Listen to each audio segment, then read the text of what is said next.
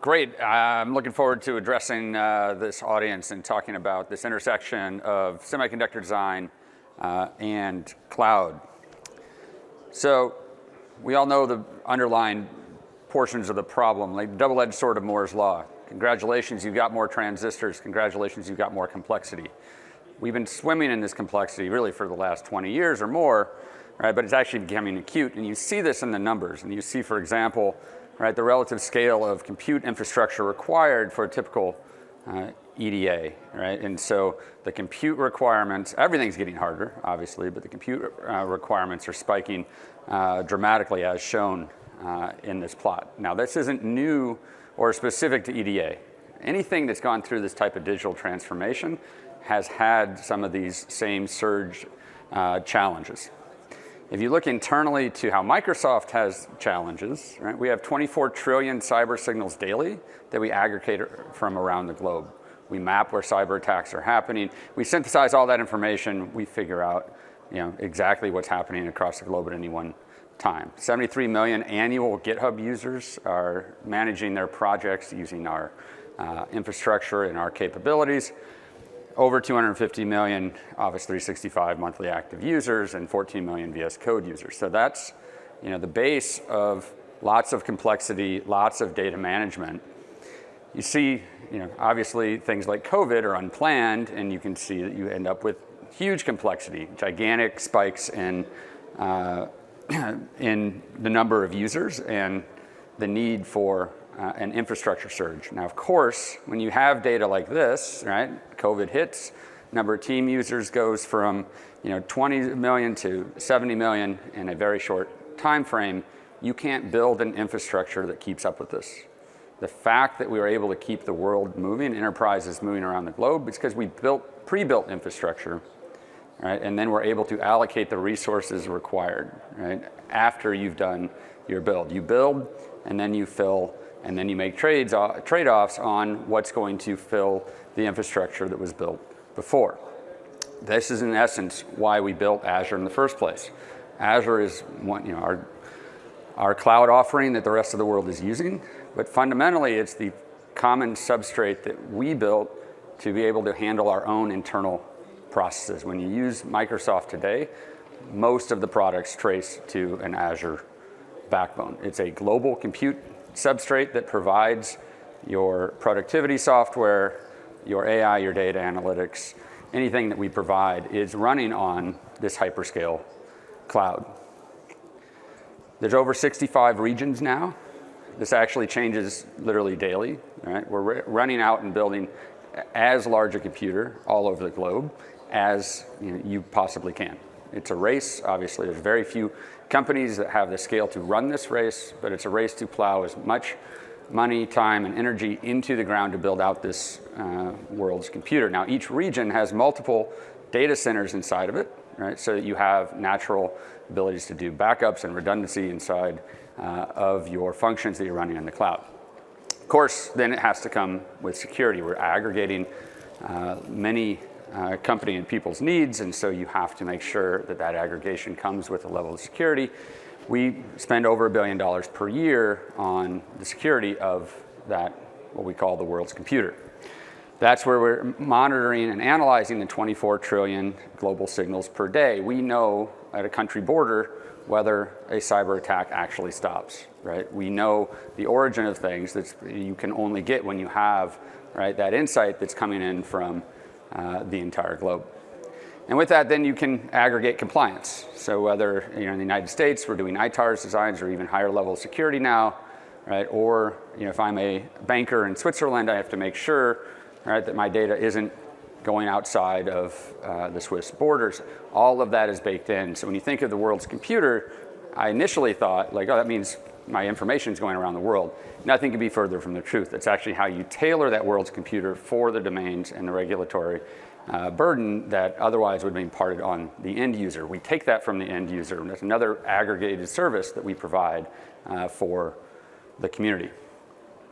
So we built that world's computer, right? It's available. Now the question is, how is it going to intersect with the cloud for silicon design? There's really three aspects I'm going to walk through today. First, scale. then security, then AI. And I like to think these as a time sequence. The reason you're seeing such broad adoption of the cloud today really is performance and scale. The reason we think you're going to see more of it in the future is security. And if we look down in the future, everybody's starting to embed AI into their products. That's already happening. But it gets really interesting when you look at sort of the research that's happening inside a company like Microsoft and where that future of AI is heading, the intersection of silicon design and the AI community. So I'm going to do a little bit of a looking backwards, and then looking for products that are being released very soon, and then looking into the future to see just what does hyperscale cloud and AI do to empower design communities, looking outside of the silicon design community, but then projecting how that's going to roll back in. We'll start with scale. So with Synopsys Proteus OPC, you can see it scales well. So actually things that have a physical tie tend to be able to be parallelized. This is probably not a huge surprise, but you can see here that going up to 16,000 cores, we're able to have nearly linear improvement. Right? So now whether this is how you're going to do OPC or you want to surge when you have a demand, you can start using our cloud, which fortunately is pre-built. You don't have to build it for yourself just to get to those 16,000 cores. So when you have that demand, right, there's an available compute substrate to be able to surge to utilize. If you look at IC Validator, physical verification on the Azure cloud. Now it's not quite linear. In this case, right, you do hit some bottlenecks as you start to scale out. Right? But we are able to do DRC now overnight. It's a pretty big achievement to be able to scale out to the number of CPUs required. But of course, if you just start scaling out, that right, is also akin to cost. Right? So you got this balance of cost versus performance that you're now able to do a trade-off. And it's a little bit different when you're on the cloud because time is money. You need to be able to actually optimize your performance, right, so that you aren't utilizing compute, which we're going to charge you for. Right? So we work with you on that. In this case, for example, we have elastic CPU management. As you're doing IC Validator, you spike up, right? You run intense workloads with a certain number of CPUs. You now can back off. So we can do it overnight, but overnight you aren't just wasting a lot of compute cycles. You're actually dynamically backing off, right? Controlling that equation of cost and performance as a function of the time of this run. You can see on Ansys RedHawk. So when that runs on Azure, you can see again we're mostly linearly scaling, whether it's block or a cluster or full chip. Right? As that gets sent to the cloud, you can throw more compute resources. But I think the thing on the bottom here is actually really instructive. Normally you think if you throw more compute at a problem, it's going to cost more. Right? That'd be the simplistic equation. But as you're throwing more compute at the problem, right, you are actually reducing the time of operation. So you can see the bathtub curve that gets created. You have over 50% reduction in the total cost of this run as you optimize the number of CPUs that you're going to throw at this problem. GDS comes from RedHawk, from on-prem, comes into our master scheduler that then parses that out so that you have the optimal mapping from your workload, right, to our compute substrate. And then we have Cycle Cloud. And Cycle Cloud is an Azure service that allows you to do the VM scaling and really starting to control that optimal equation of how much compute you have for that given problem. So it's not about just throwing as much compute as we possibly can. It's having that nuance of figuring out what the optimal balance of speed up is, right, with your cost equation. All right, so we throw this in because it's a relatively new result. This is DRC, you're working with a Samsung foundry, building best practices to create a reference with one of our newer and best VMs for this space. We're doing 60 billion transistors. We're doing 60 billion transistors that covers an entire 750 millimeter squared full reticle.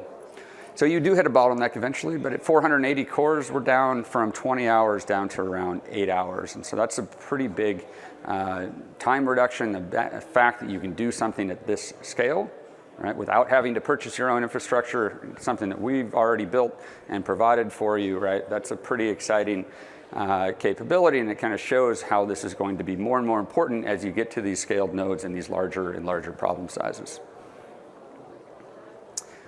Of course, that works for some of the products I already talked about. You get to the physical space, you start doing electromagnetic radiation testing, and problems can get very large as well. Here's an example we're doing for an RFIC. Right? So now you got mixed signal design, you've got really nasty problems here, right, with RF signals propagating across your chip. You no longer have to guess where you're having that type of interference and where you're having the waves creep in, across certain boundaries. We do the entire chip, right? This is a 5 by 5 millimeter entire chip using HFSS on Azure. We create the tetrahedrons. Those are 23.5 million tetrahedrons, very large scale propagation analysis or electromagnetic analysis. We do the same thing actually at the city scale.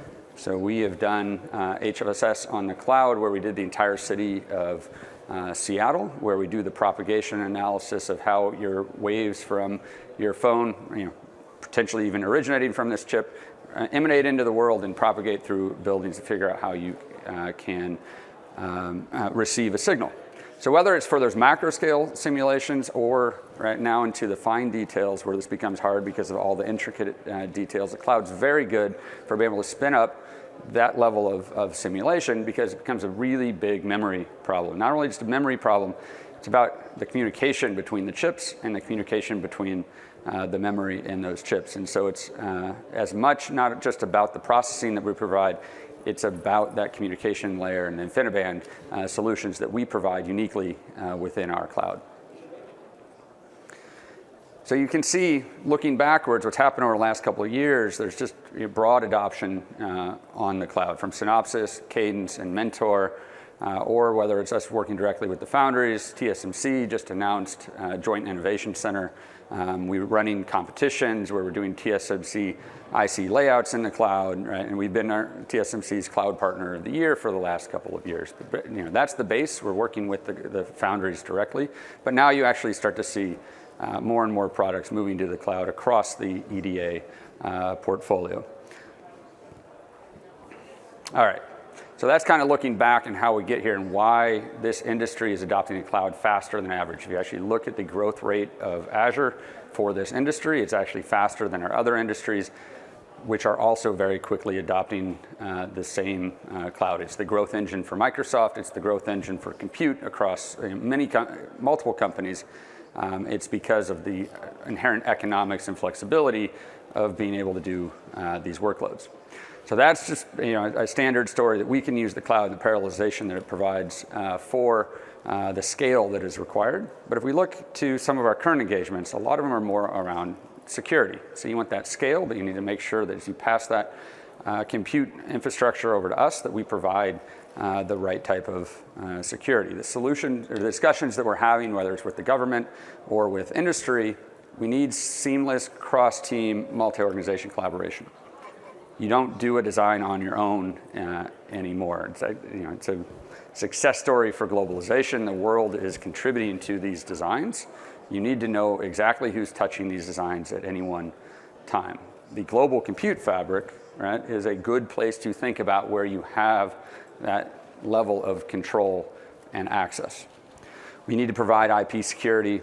We need to provide controlled access so that while you provide the ability to do collaboration around the globe, you know exactly who's touching which portion of your design. And we need to demonstrate confidentiality and integrity of the manufactured silicon. All of that can be done from the perch of the cloud. So we're creating these managed workloads. So these will be our workspaces. These workspaces will be available. The team is actually right below us. They're building them now, creating them now. They'd love to have a conversation with you on what features you would love to have. The ability to remote into the cloud from multiple locations and be able to manage what that design flow is from end to end. We're doing this to take the cloud, which has many, many different features and lots of complexity, and simplifying it for the first time specifically for this particular industry in this domain. In fact, silicon is our premier example. We're taking HPC and simplifying it for how this community will be able to provide access.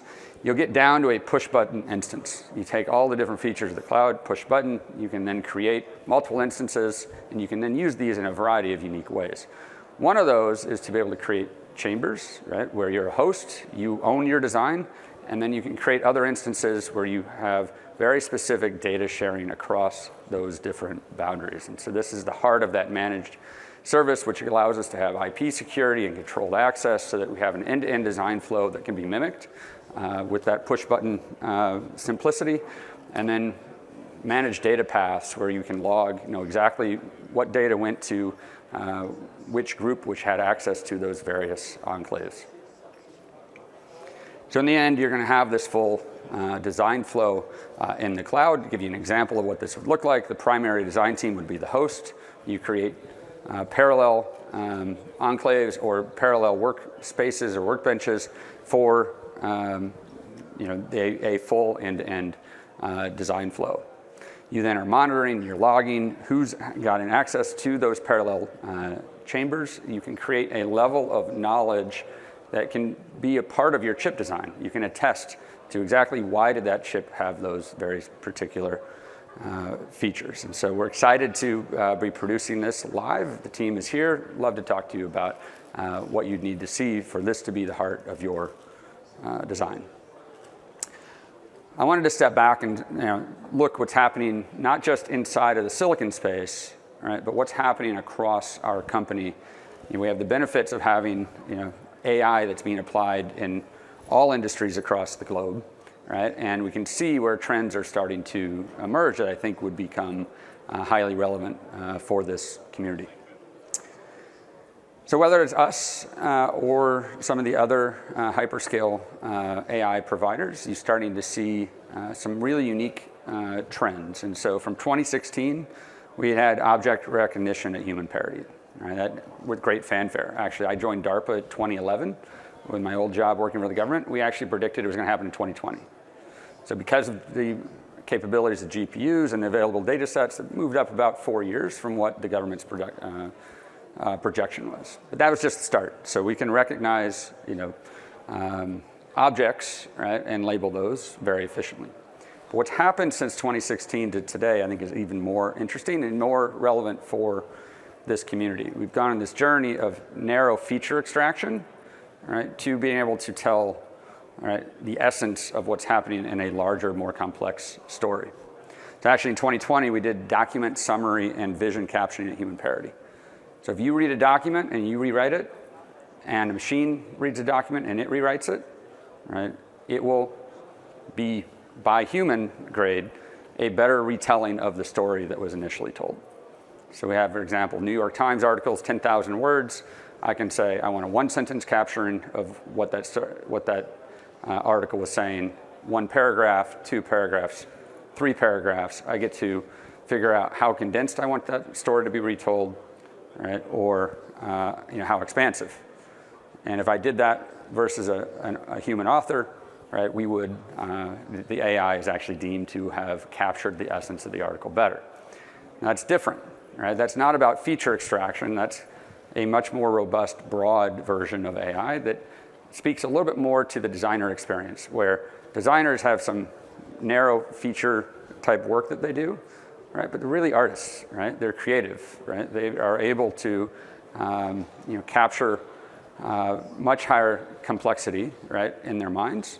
And now you're going to have a computer that can work back and forth with you.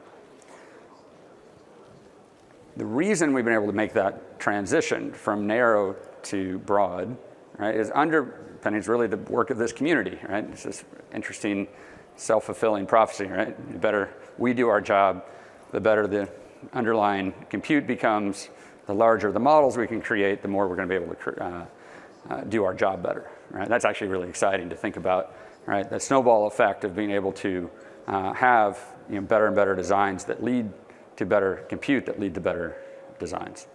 We were pushing that when I was back at DARPA, investing in some of the early startups you see on this floor, right? But you actually see it now at the hyperscale compute engines like the cloud brokers.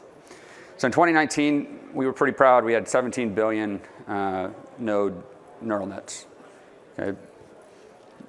Never get excited about scale, especially in an era like we're in now, because now we just announced 525 billion. Right? The size of the neural nets that are being created have to be at that global scale. They have to be at the cloud scale.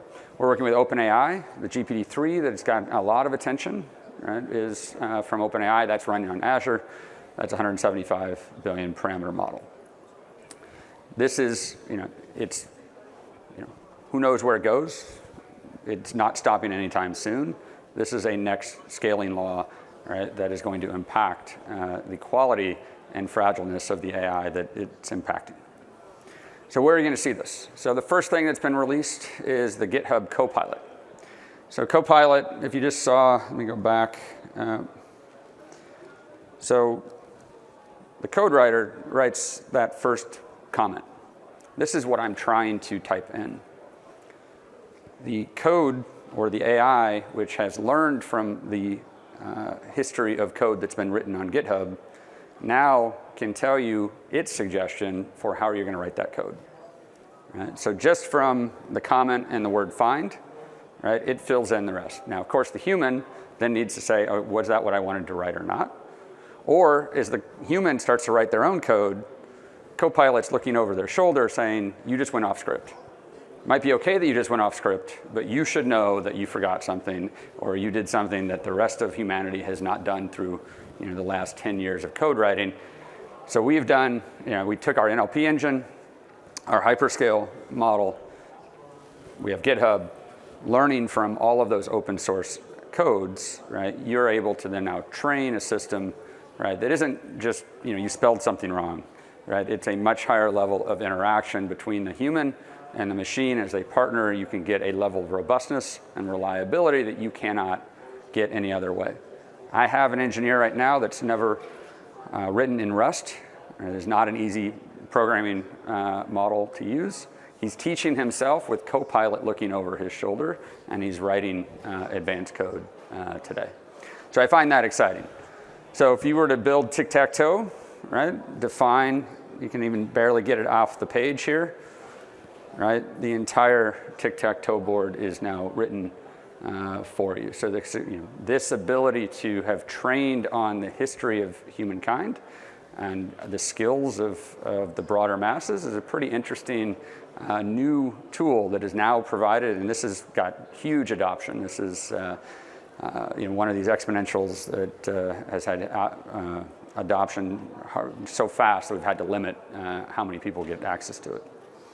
All right, so that's something that's happening in the code space. You design a large project, you can manage the project slightly differently. This is now for overhead imagery. So this is something we call co-analyst. This is not an official product. This is just something we did as a demonstration to show how that same level of next generation AI will apply, right, to complicated spaces. So this is a wildfire. This is a disaster, right? Those used to be houses. They're not houses anymore. So the left side of that graph, in 2016, we learned how to recognize what I'd say the nouns in this scene. There's houses, or there's damaged houses. There's cars, right? There's things you can put bounding boxes around. So really, if you look at AI, a lot of what people are trying to apply today is this relatively simple capability of just identifying features, right? So this is how you have, retail companies identifying what's on their shelves, right? It's how you have lots of different, very specific tasking of AI, and that's starting to hit the field. So this isn't that, well, it's interesting. It's not that interesting from a research perspective, how to make this robust and actually operationalize. That is actually still an ongoing process. But if you go to the right side of that graph, right, where you start looking at things like document summary and the generation of content, right, you can see, or at least in my mind, I see where it starts to apply even more to the design community. So the tags from that structured data, right, so the computer saw that scene, it said these are trucks, these are partially destroyed houses or fully destroyed houses. We add in contextual information from text. It's reading the newspaper, right? It's looking at Wikipedia. it's looking for what happened on that date at that location. And now you actually get the generated output at the bottom, right? It's fed into the model. It comes out. The wildfire in Pendleton, Oregon has destroyed 6 homes, partially destroyed 2 homes. 10 trucks have been deployed to contain the fire. So that is not something that has been, that's not a lookup of what a human wrote. That is the computer actually synthesizing that information and telling that story in plain human language. So why is that interesting? Well, now you can think of the analyst role, right? Looking back and forth saying, all right, what are other methods to prevent wildfires? The computer responds with, here's some other questions you probably would think about in this scenario. Right? It's not just what a single human is looking at. It's what a human, when they're talking to another human, has a machine that's now giving suggestions of why this may be interesting because of the ability to synthesize that information. In this case, you have another question, how do wildfires spread? In this case, they're saying fires spread in 3 ways. Right? Heat from the fire causes trees and plants to dry up, then lose moisture less quickly. This creates a dead fuel layer, which is a great fuel for wildfires. Maybe you should be looking for that dead plant layer. Right? Let's ask further questions to the analyst, not just did the homes were destroyed, are there other places that are just as susceptible to have this happen? Right? And that back and forth between the human and the machine, I think, is really interesting. And now you can get to really high level question and answer where all of the text not in bold here, right, that has all been generated, right, by the machine as part of that back and forth, right, from the analyst doing their job, making the analyst better. Analyst is still in control, right, still vetting everything that the computer is creating. It's not you're passing off the responsibility, it's the computer and the human are actually better as a collective and as a team. So again, I think it's interesting to be capturing the left side of this graph. The right side of this graph in 2020 was document summary and vision capturing human parity, the thing we just announced literally last week. We are on the top of the common sense AI metric, right, which is now filling in blanks from data sets that, answers that weren't directly in the data sets. That leads to explainability, and it leads to a collaboration with the human that's unique from our computer experiences in the past. Okay, so it's a really interesting time to be a part of this community. All right, so I worked for the government for 8 years. I was a professor at Purdue University in the electrical engineering department for a decade, and I went to the government, worked at DARPA, ran the Microsystems Technology Office, and many of us were staring at these problems going, we got a problem here, right? The way, the scale that took over the semiconductor industry, right, was a challenge for the DoD and the government to be able to make sure that the underpinning needs were taken care of.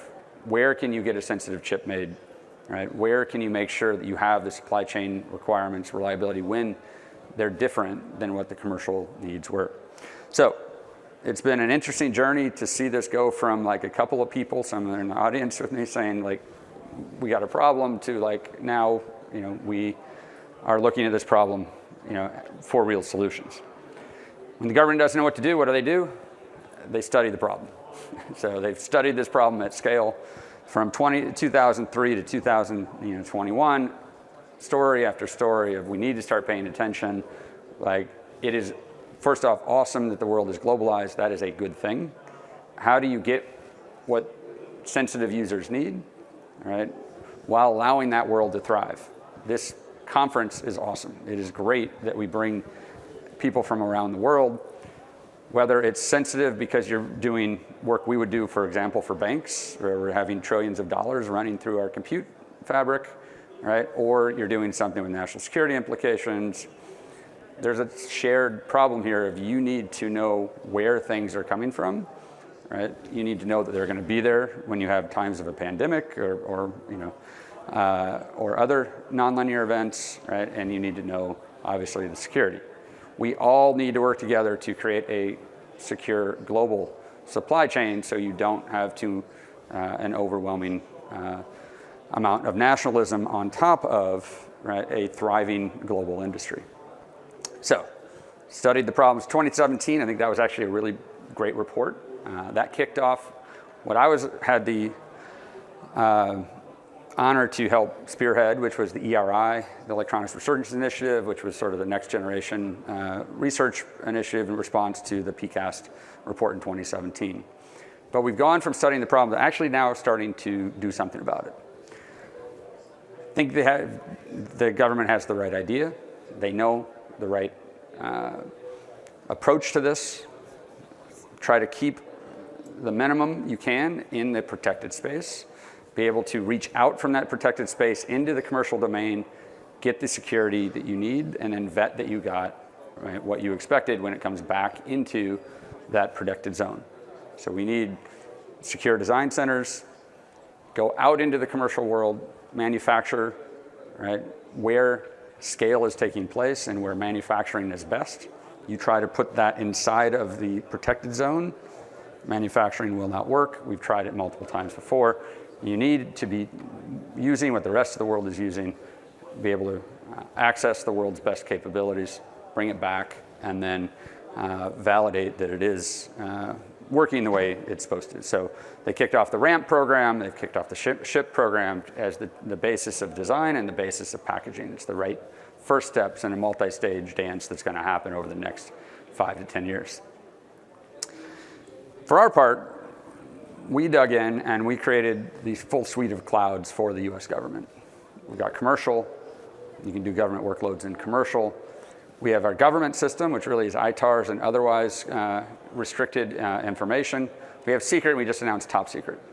So now as we approach the government, we can have designs that are done across the full suite of classifications and restrictions. It's really not much different than we do for other industry. As I said, in Switzerland, we work very closely with the government and the banking industry to make sure that we have the right solutions that meet their regulatory environments. So we have these built, they are now live, and people are starting to use them at scale.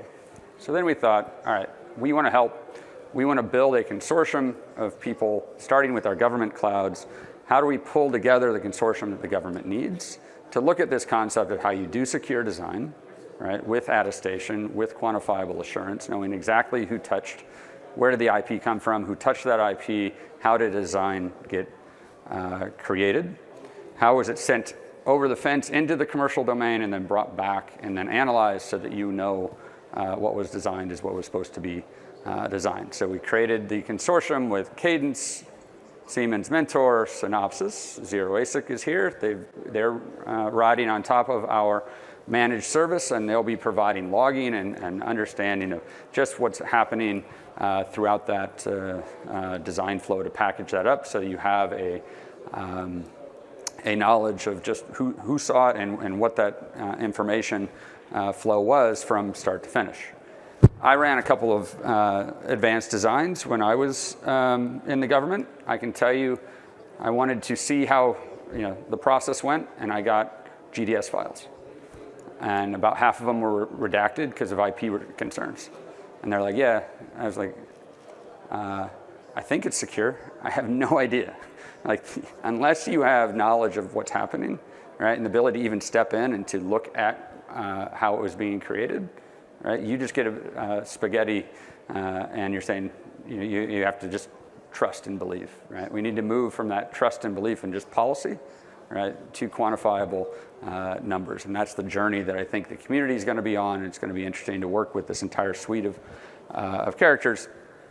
We obviously would work with anybody in the audience who wants to be a part of that journey. It's not about how you use Azure, right? It's how the country and how really the globe can start to get numbers that will make sure you don't have nonlinear decision makers, oftentimes people who do not know anything about the industry, right, who are going to set policy. So that is the journey that we're on, and we'd love to work on that journey with you. So that's the story. So I think we see scale today that's starting to push and drive behavior. Again, huge adoption onto the cloud. Multiple industries, but really silicon is starting to set the pace. Security, whether that's through RAMP type features or just the core features we're providing for the commercial industry to simplify how you can make sure you have the most secure environment to do your designs in. And then this interesting wave of AI that's going to come over the top and really simplify how the complexity of designs are done. And so with that, I'll take questions if there's any questions from the crowd.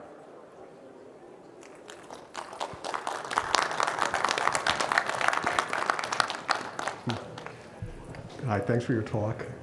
Two things. You mentioned cloud for silicon design. Is that a formal designation? Is that a formal brand offering like cloud for manufacturing, or is it more of a generic term? Right now it is a generic term. We have cloud for manufacturing, cloud for finance. We have a sustainability cloud. Those are the, and there's I think 5 total. What we have is a suite of tools that are specific for silicon design using our cloud. And so it's really a bit of a marketing distinction, but we have, what you'll see are layers of specific products that are closer and closer to each of these domains. So that's what's happening, I think, within the cloud, the cloud battles that are happening. There's always been broad-based, generic, cross-cutting capabilities. You're seeing them packaged up, and so that you have offerings that make it more simple to use industry by industry. And sometimes that will take a form of a cloud, as you mentioned, like our cloud for finance. And sometimes it's just a suite of tools. And right now we're in that suite of tools. Got it, thank you. Second question, would you expect that Microsoft would employ or offer its AI for chip design the way that Cadence has introduced Cerebrus and Synopsys has introduced DSO?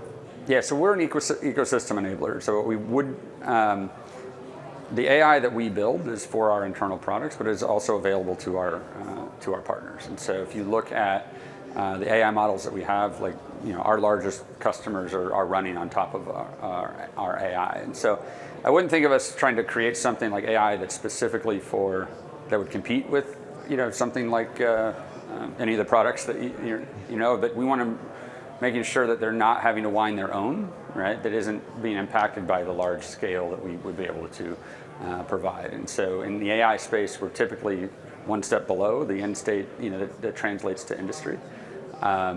And it's a suite of tools, right, that makes it easier for how they would actually impart that into their product base. So similar to, I think, what we do with Cycle Cloud is, in terms of the intelligence, in terms of how we're doing the VM scale sets, it'd be like a block that you would build on top of to do something that's very industry specific. Right. Lastly, sorry, just one more.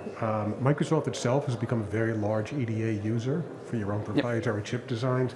Do you do all of that yourselves on your own cloud, or do you any of it at all on premise? So I'm probably not going to get into our internal business at that level. Yes, the majority of Microsoft uses Azure for how it runs, but there are definitely exceptions, and there are still things that are specific enough that you want a hybrid instantiation. So we do have hybrid solutions. A lot of people, even some of our stuff internally, we would do a hybrid using the cloud for what it's good at, and then something that might be hyper-tuned if it's a specific use case. Thank you. So Prit Banerjee, CTO Ansys, great to meet you. Ansys is, I'm so glad to see you refer to the RedHawk and the HFSS and other tools on the cloud. We are very strong partners. The question I would like to ask is, you mentioned AI as an enabler in the future. Mm-hmm. And we are actually using a lot of AI/ML tools to accelerate simulation, right? Yep. Again, in partnership with Microsoft. Yep. Do you see, if we are incredibly successful with AI/ML, that it accelerates the simulation speeds by a factor of 100x? Well, that hurts our business at Ansys. It hurts your business at Microsoft. Are we going to be so good that there's no more compute needed? I would bet that, so the history of human advancement is the better you get at something, the more things you do. So I doubt that we get so good that people are like, I've designed my one chip, I get to go home, right? We see things, with all of the advancements you've provided, that this entire community has provided. This is a thriving, still very labor-intensive environment. It's a compute-intensive environment. So I don't think those two things actually go away. I think each, person gets amplified with their capabilities, and you ask harder and more, larger questions. So that's a little bit of a philosophical answer, but I don't, you know, software has gone, in some ways you can study that pattern, right? That they've gone through some of these, you know, maturations, you know, already. You get more complex code, you simplify the code base, you just do more, and we're begging for software engineers like everybody else is in the world. And so this is I think it's a one-way street. It just becomes more important in the world when you get more and more productive. So, yeah. But you no longer have to do the grunt, repetitive things that aren't really, you know, I think you uplift what you're able to do, right, as part of that human machine. The analyst is a great example, right? So in the history of analysts, like, that's a car, let me log that car, you know, like that work, that's gone, right? Thank God, because you can't get people to stare at machines and say that's a car and put it on into a spreadsheet, right? So that automation, now you're like, oh, what's the scene saying? What's the meaning of this, right? That's the thing that you get to focus on when you don't have to do the low level, you know, work. So, but I think, you know, it'll have broad implications of the type of talent you need, where they, you know, the cost structure. I think it will have, you know, dramatic impact. So you're either on board or you're not, and I think that's kind of what we're seeing in different industries. That you see a pretty large separation from people who are adopting and not. All right, I think I'm over time, so I really appreciate, unless there's one other question. Otherwise, thank you very much.